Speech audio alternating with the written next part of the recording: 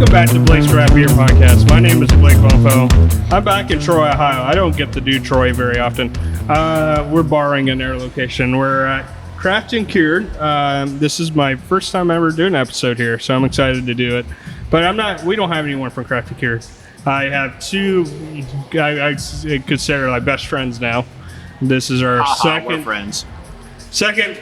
week in a row us getting out and about, and I was like, I'm bringing mics this time and we're going to talk craft beer. And now it's a business expense. Yes. So I introduce yourselves, and if you have an Instagram or Untapped. Okay, so I'm Rob Pemberton, and I've got to actually look up my Untapped because I don't remember what my name is on here. I think it's just Rob P. Period. Okay. So very easy to remember. I think my Instagram is Berserker1979 still. I don't ever look at my Instagram, but it just cross posts from my Facebook, so it's like it gets traction on both sides. So right. My name is Ronald Lynch. I like long walks on the beach, holding hands at sunset, and snuggling with Blake in beds on roller coaster trips. Yes. He's also part of Misbeerhavior, an awesome podcast. I am 1/3 of the Misbeerhavior podcast, which I host with two of my favorite ladies, Missy and Ariana. We're on Instagram as Misbeerhavior. You can find us on all our own podcast services. And Blake has guest hosted on our thing before. Yes. I am going to state, because it is a Misbeerhavior thing, this is Rob's first time being on Blake's podcast, and he's a virgin. We're breaking him in. You got to do the Rocky Horror thing before I actually go see Rocky Horror next week in New York City, don't you? Do I need some red lipstick and put a V on your forehead? Maybe. So just for sanity check, I've known Rob since we were kids. Like, our parents were friends, so that tell you anything how long I've known this bastard. Yeah. So, Rob, how did you get into beer? I think it might have been him. I mean, it might have been Ron, actually. I think he kind of got me into it. I do have a couple other friends that are into craft beer as well. And they're kind of spread out in different cities. So I have a friend, his name's Kevin, who now lives in New York City. So when I go to New York, I'm always like, hey, Kevin, I'm coming to town. What's new and what's cool? And so he usually directs me to what's new and what's cool there. And then I have another friend who grew up in Wisconsin. She moved out to California to do her postdoc at Berkeley, and then moved back and is now an associate professor at Loyola, named Abby. And she is kind of my go-to for all things Chicago. And Chicago, if you haven't been around Chicago, has an excellent craft beer scene. It just kind of exploded in the past few years. There's a lot of good places in Chicago that are doing a lot of cool things. So I try to make it up there as much as I can, which may be too much, I don't know. But that's kind of, I think, how I got into it, is just having other friends that kind of drug me into the fold. One thing about Rob that I enjoy is like living vicariously through him, because like the sheer amount of traveling this guy gets to do. He was working remotely for a very long time, and he was hacking the system where he would travel someplace cool and work remotely from the hotel, because it's still Canada. They don't give a crap where you were. And he'd go out and visit like breweries and do cool concerts and shit like that. So there's a lot of living vicariously through this bastard. Yeah, I do make it around. Last year was a big year for me. I ended up doing two other trips that I haven't done before. I went to LA and to Denver. And I had not been to either since I was very, very young. I think maybe 6 years old. So, of course, back then, craft beer really wasn't a thing yet. Plus, I wasn't old enough to drink anyhow. 6-year-olds and craft beer don't sound like a great combo. No. So it was really cool kind of getting to go to both of those cities. And then for work, they sent me to a conference in San Diego last year. So I got to do San Diego as well. And that was a fun trip. I kind of flew through Chicago and I stayed for a couple days on both sides of that trip. And I was at Off Color, the Mousetrap in Chicago. and there's a dude sitting down at the end of the bar, and he just starts talking about breweries in San Diego. And I'm like, well, this is interesting. I'm going to San Diego in like 24 hours. So, he threw out a name of a brewery called Pure Project. So I looked it up, found one that was semi-close to where my hotel was. And so Sunday when I landed, I went and got my conference stuff, went back to my hotel and checked in. Actually, I got invited to a work like schmoozing session with a vendor, but I didn't see it till the last minute. So I'm thinking, oh, they needed me to RSVP, so I'm out. So I'm like, well, I'm just gonna go do my own thing. So I ended up going up to Pure Project, and I'll tell you what, that they make some good beers. I was very impressed with what they put out, and definitely, it's like I need to go back to San Diego and do them again because their beers are excellent. When Ronald said we lived through you, this is what we're talking about. Yes. So, a question for you, Rob. We're going to interview style. Okay. What's your favorite style and why? Did you have one? I'm typically a lager guy. I like lagers, and I think it's just because they're crisp, they're clean, they're refreshing when it's a nice long hot day. My guilty pleasure is sours. I don't know why, but I love sours. like the milkshakes, like big foofy sours, like 450 North, or like the really super stupid bitter ones. Usually the foofy ones. Okay. I usually go to the Dreckers and the 450s of the world. Yeah. Where it's like, ooh, this is like extremely thick and has like pulp in it. Okay.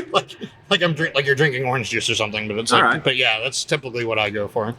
Like I noticed the other day that I have been on a kick of all IPAs and all bourbon barrels, and I'm going to be switching that up for a while. And I realized that I have not had much of either or of those type of sours, the super bitter or the big thick pulpy ones, in a while. Yeah, for some reason I just always tend to gravitate towards, and that's kind of what I'm trying to do. Is I'm trying to go the other direction now because I don't do a lot of IPAs and I don't do a lot of like the bourbon, like the barrel aged stuff.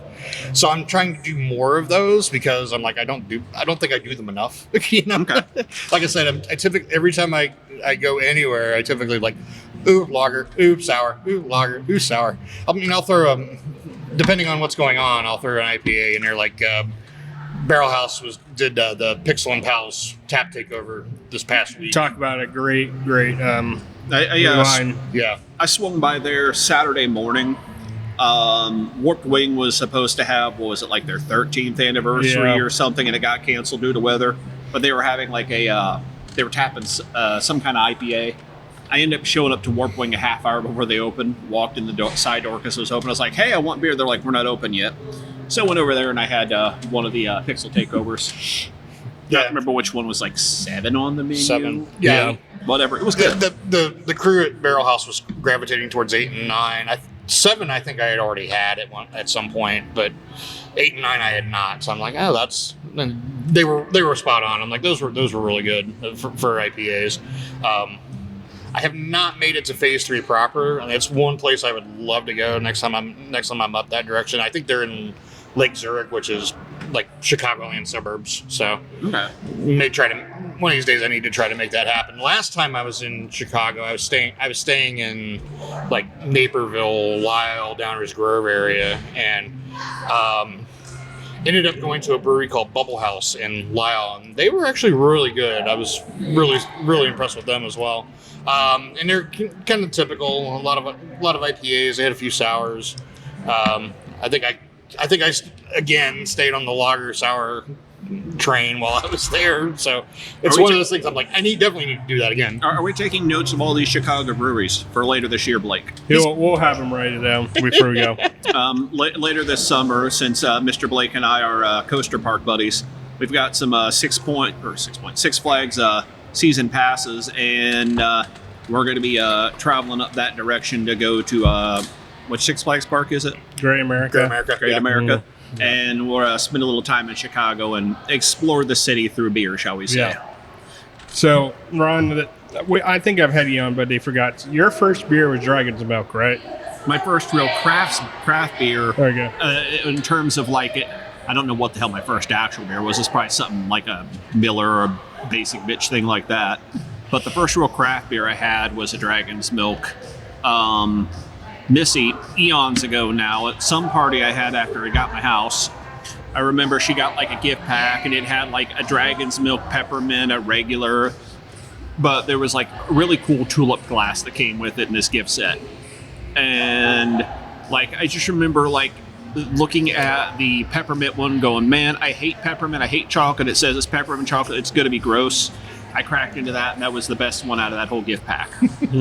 It's odd how something you're like, yeah, that's not gonna fly very far, and you take a sip of it and you're like, wait a minute, this is actually delicious. They're in Piqua for a hell of a long time. There was a bar downtown. It's now a Submarine House. It's changed things a couple of times now.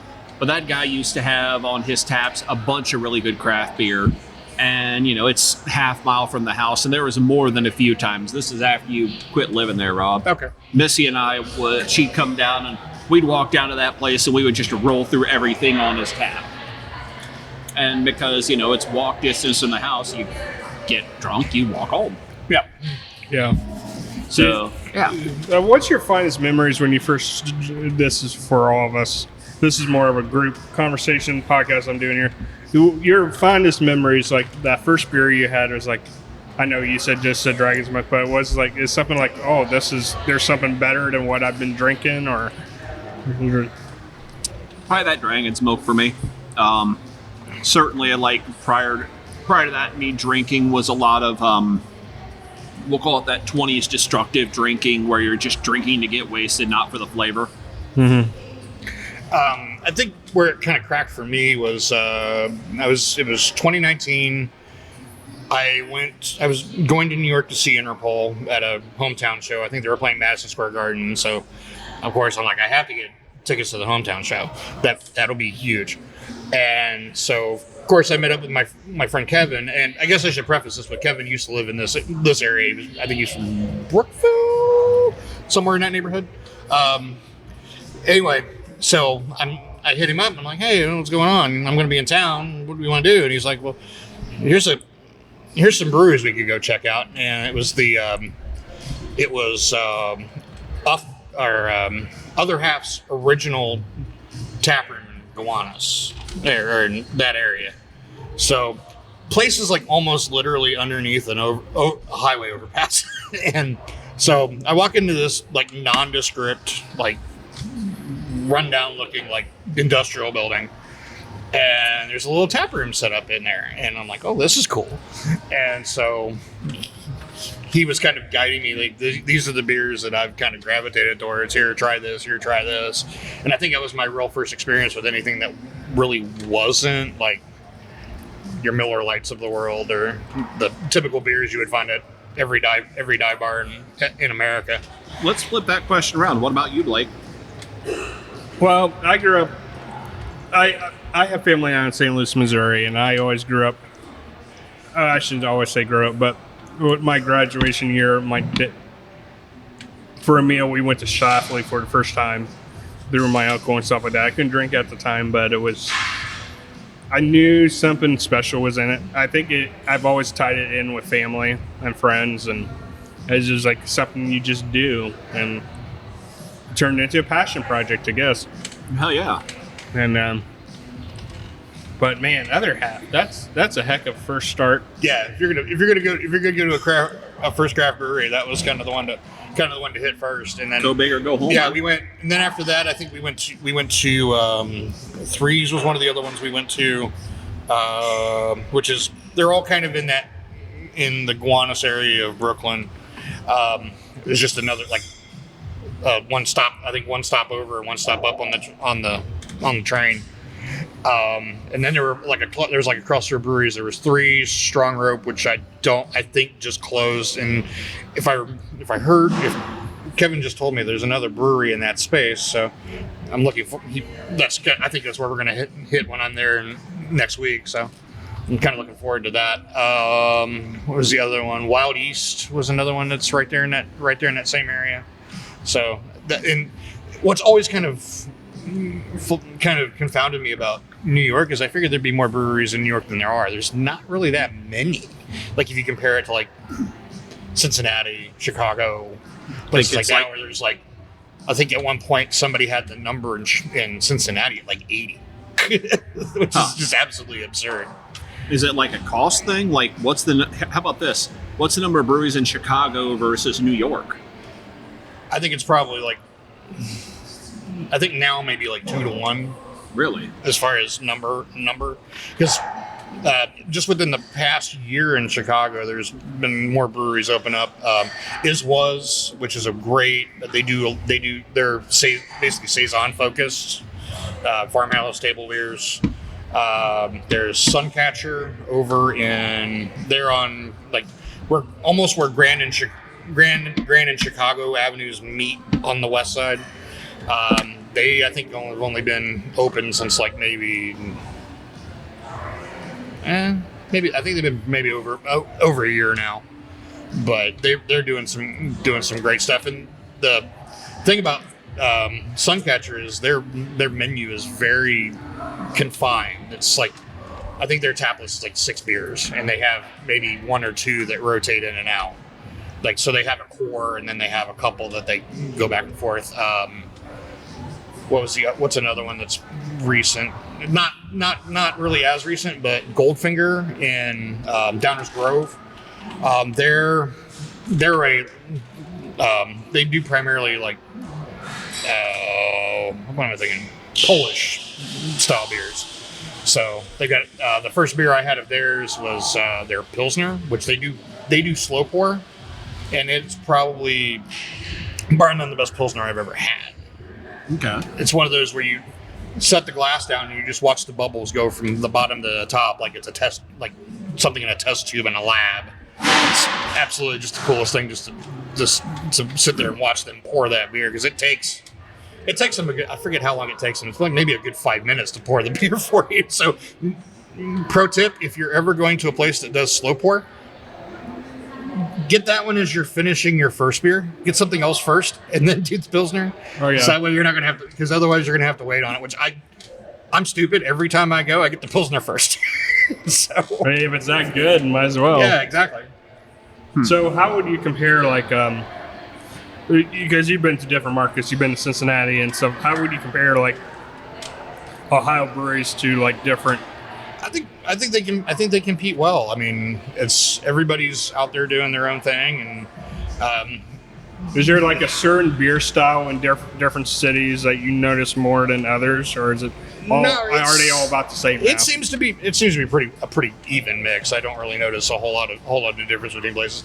I mean, you go to a lot of places, there are a lot of them are IPA heavy, but that's because that seems to be what everyone drinks. It's what sells. Yeah, it's what sells. So I mean, that's not a surprise. No, that's what sells, and they're fast. Like, yeah. Oh yeah, they're quick to turn out. Like, what was it? How long was it from the time we did your heavy hitter to it was in the store? It was 14 days. Yeah. So they're fast. So definitely different from our home brewing experience, right? Yeah. How long did your sucker take to? My last one, I let that sucker sit and age in the basement for 9 months. That's pretty long. Yeah. But if you want to do it right, you want to. Yeah. Some beers taste. It's just like lagers. I mean, we were talking off air beforehand about New Eden's new brewery that I'm very excited. I already been there once, and some of their lagers you just start turning out was really good. So I'm very excited, and they're a good lager-based brewery. It's called like Gravel Road. He does amazing work down. Where's he out of? Yep. He's down in Middletown. He started at the Caroline. Oh, okay. So I highly recommend them. I like that. I always like the stuff at the Caroline. I like the vibe at the Caroline Brewery, if anything. Yeah. We're going to get back to that, but yeah, I would be remiss if we don't talk about where we're at. Craft and Cured has been an amazing staple that Troy has gotten. They started down in Dayton off of Wayne, somewhere off of Wayne Avenue. Yeah, they were in the Oregon District, yeah.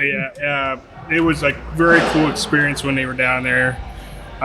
Then they had some issues, I think, with celloing and stuff like that. I'm not trying to go into far of that. Then they tried to go into the arcade, and that didn't go well. So Troy, when they came into Troy, this used to be like a U.S. bank. Yeah, this location. So Crafted and Cured is like right off like the traffic circle in downtown Troy. But when you first walk in the place, it is just super fancy feeling. They've got like marble floors and tall ceilings with big arches. It just feels like a fancy damn place to go into. But the thing is, it's a fancy feel, but it's not. I mean, it's so laid back. They have, 60? Something like that. About 60 beers on tap, which they do a really good job at rotating through. And if you're not a craft beer person, you want something a little bit heavier, they've got a really, really pretty damn cool looking whiskey bar upstairs. It's got like a waterfall mirror thing going on. Like, I know a couple of them came from this. People are familiar with the Century Bar. A couple of them came from the Century Bar, so they have a lot of experience up there. Which is one of the best bourbon bars in America. Yeah. So a few weeks ago when the Air Force kid was in town, he was helping us flip a house, and like his last day here, he was kind of sitting there bumming around the house. I was like, dude, what are you doing? I'm just bumming, just whatever. He's like, I'm probably gonna get up and leave at 4 a.m. to go back to his home where he's stationed at. And I'm like, that's cool. I'm like, let me go out and get you a beer. You've been working your ass off for us the last week and a half for your vacation.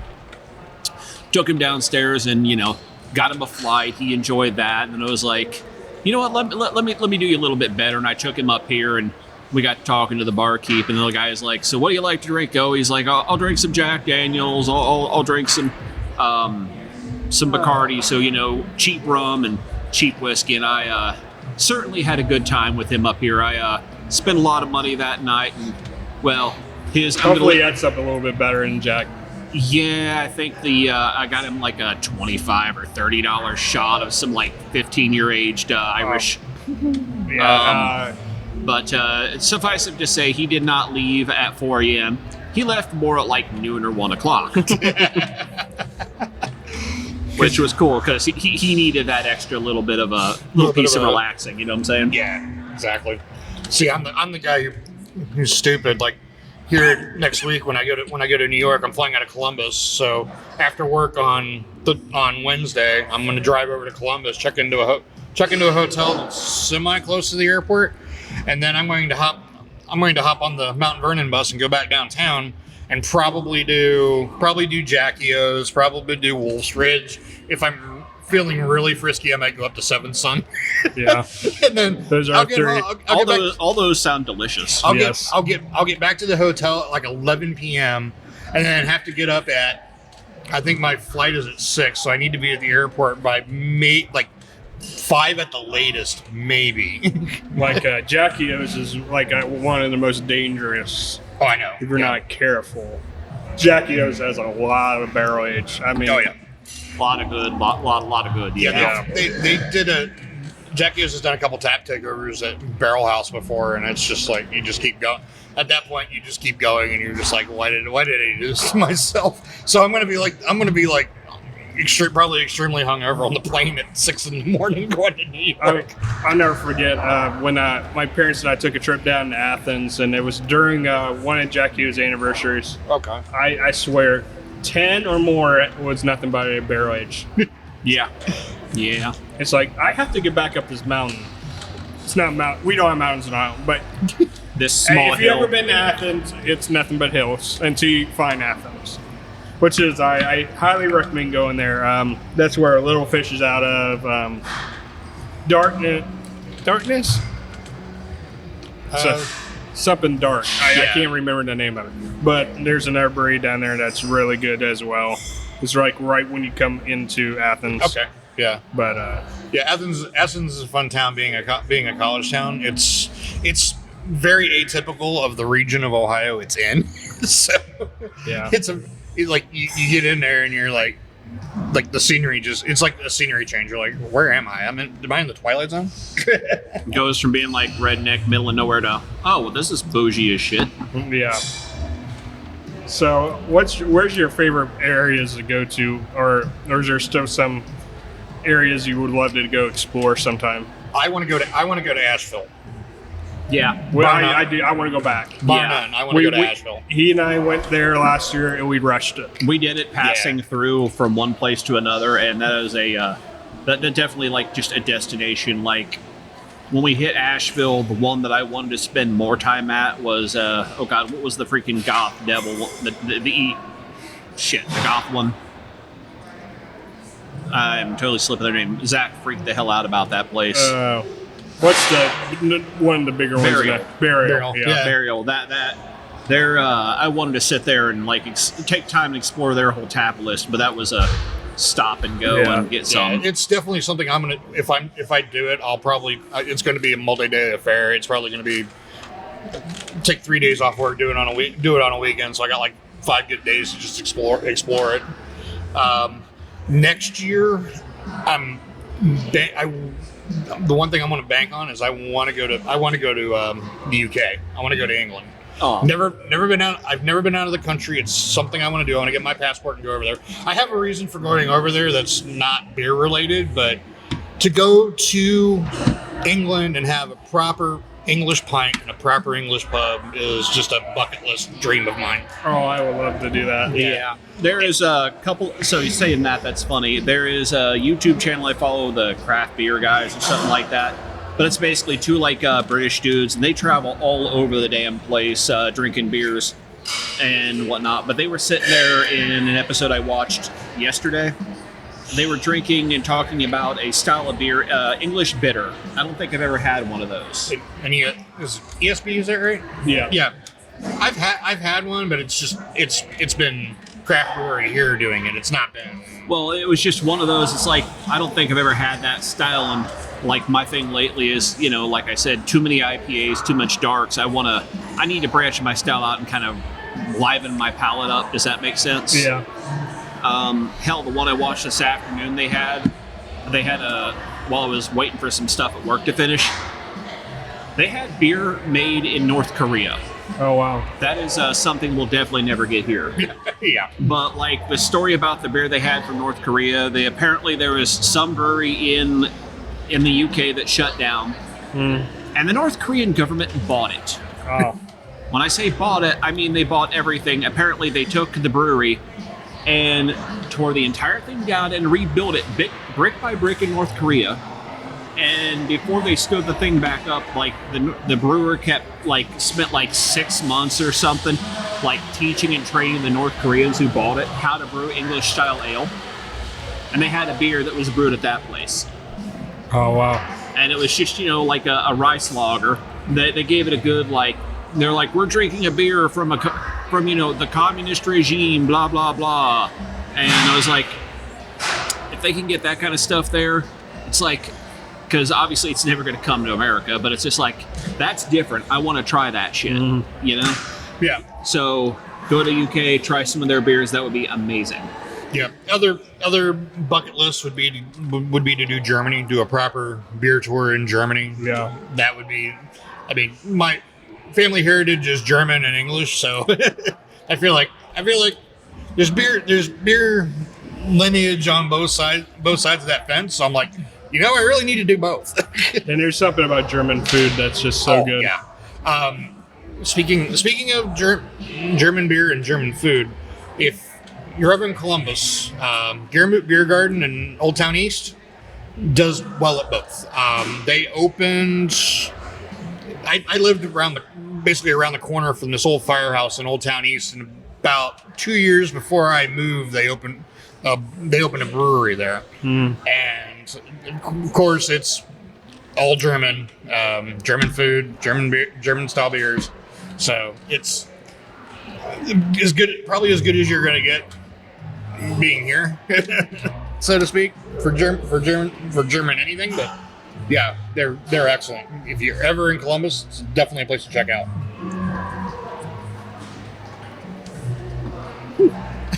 Hot. Not that, but these little whatever that pickled whatever that is. Yeah. That was a whole flavor. It's probably a radish. Yeah. Craft Secure, they do charcuterie boards too, which they do really, really good ones. And we've been munching on them.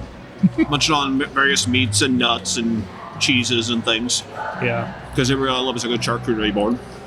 So, what are things in craft beer you're liking, and some things you're not very fond of? That's for both Either of you. It's been something I've said for years. I love a good IPA, don't get me wrong, but they're just, I don't know, need more styles, need a little bit more variance lately.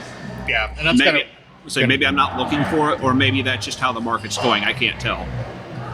yeah. Because I mean, that's the thing. Like we were saying earlier, IPAs are quick. They sell well. But yeah, I think it's kind of the thing where it's like kind of overdone because everybody's doing IPAs. Well, not everybody's doing IPAs. So, Off Color Brewing in Chicago does not have an IPA on their tap list. Period. Stop. And so I was up there talking to their head brewer who was out behind the bar, and he was telling stories about all the people that have been in there who've left them like 1-star reviews because they don't have IPAs. So does he not like making them, or is No, he doesn't make. They don't make IPAs. They don't make IPAs at all. It's like, they go style wise, they go around, but IPA is not one of those styles that they brew. So, is that his preference, or I think it's just preference. I don't know if it's I think now they just got so much going on that they don't have room to do them anyway.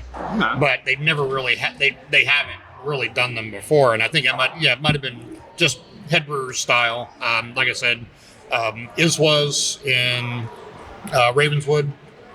They're completely farmhouse table beer saison, nothing else.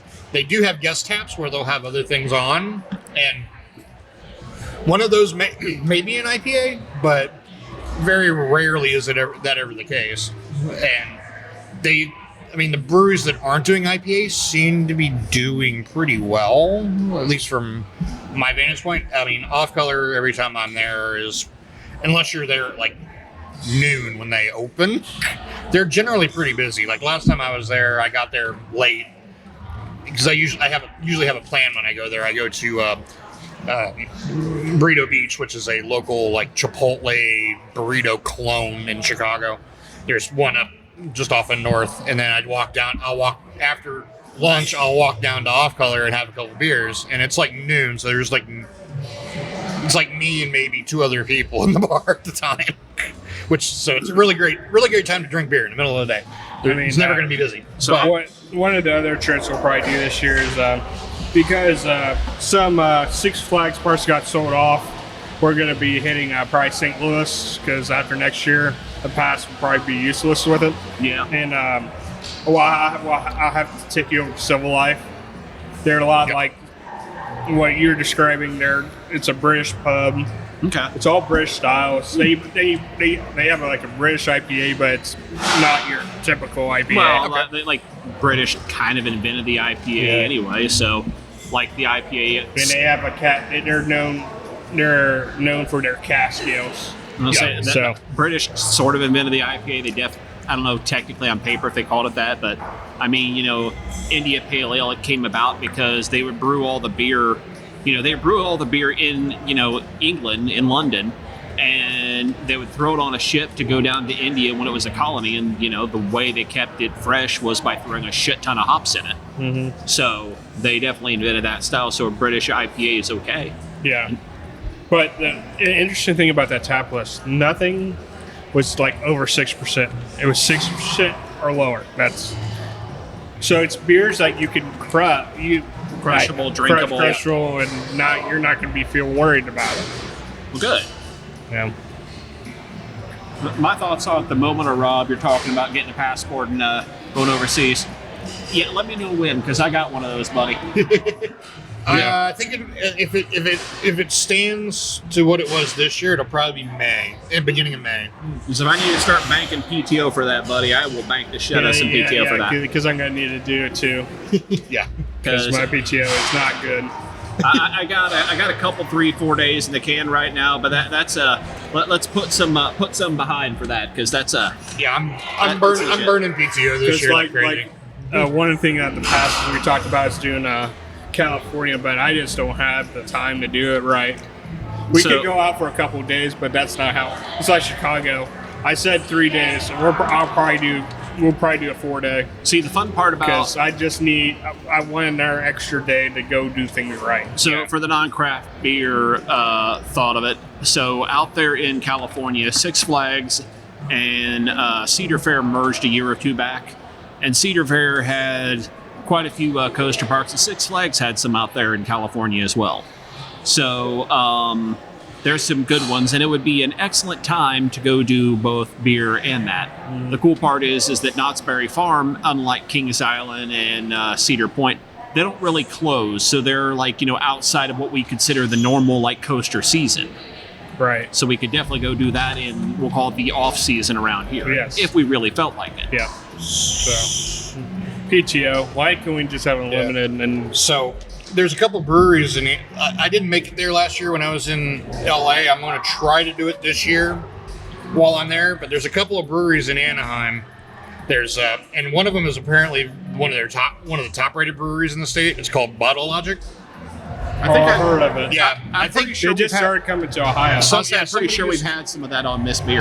Yeah, somebody had, I think, a tap takeover that had some of their beers, and I was like, okay, this is a place I need to visit. And it's like way out in the burbs. I mean, you're way down OC. So, but right down the street from it is another brewery called Brewery X. So, I'm like, well, that's within walking distance. And oh wow, there's another brewery right there on this, like literally on the same street. Pfeiffer Brewing Company. That one I don't have marked. I'm going to mark that now. I definitely would want to go up to where Pine Elder is. Yeah.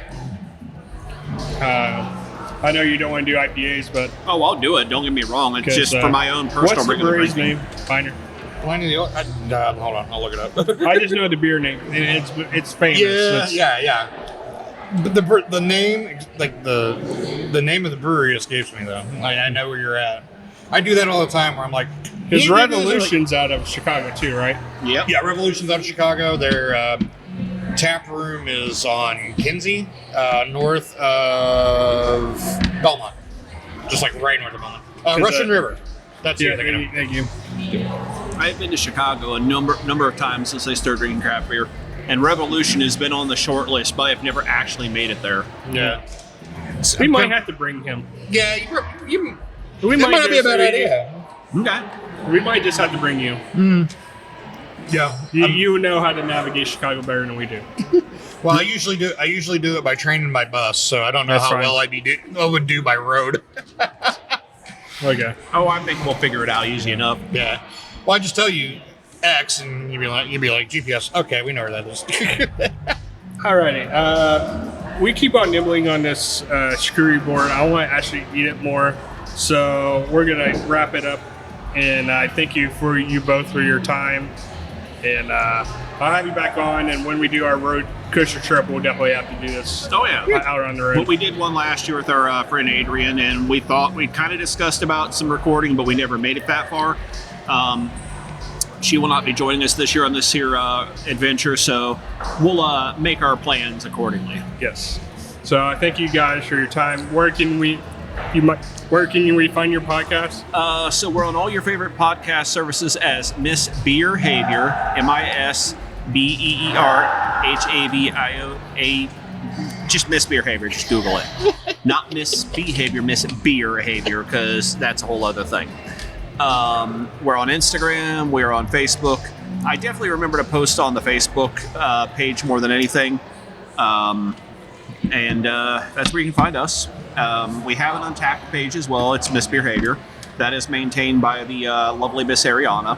And every week, the shtick with our podcast is every week we rotate hosts, and the host's job is to bring a beer. Two of them are known. The third one's a mystery beer, and the other two have to guess it. And Miss Ariana does a lovely job keeping our Insta up to date with who brought what and when. Last check, we were over 450, 460 different beers. So, yeah. That's where you can find us. And then, hey, Rob, pimp your Instagram and your Untapped again. So, actually, I screwed up. I said Rob P. My Untapped is Pemrob, PEMROB. So that's where I'm on there. Instagram. Hold on, I gotta look again. Like I said, I don't. I don't ever pay attention to it, so I gotta look. I think Berserker 1979. BERSERKR 1979 is me. Would you like to suck my cock? I just- Berserker! Like I said, Berserker! it's cross post from my Facebook, which is Rob Pemberton. So if you find me on there, I basically post the same thing on both. So Yeah. probably slightly more on Facebook because of text posts, but yeah, if you want to see me rant about things, Facebook is the way to go. But if you just want to see pictures of beer and pictures of cats, Instagram's the way to go. All right. So thank you guys again for your time, and have you back on soon. Cheers. Cheers.